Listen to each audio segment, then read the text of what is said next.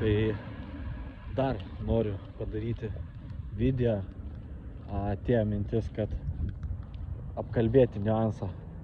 Tai ankstesniam video aš sakiau, kad sportavau namie ir supratau tokį momentą, kad niekad nereikia pasiduoti. Ir jeigu jūs nepasiduosite būtent tam momente, svarbiam, tik tais kelias akimirkas, siūlo gali plauką skirti nuo pergalės ir pralaimėjimo, tad reikia nepasiduoti. O ką turėjau minty, tai kai pradėjau daryti tos pratimus namie, iš tikrųjų buvo nauji pratimai, dar nebuvau jų daręs, kai kuriuos buvau, bet didžioji dalim nebuvau, tai nauji pratimai ir labai sunku daryti. Ar tiesiog nėra noro gal.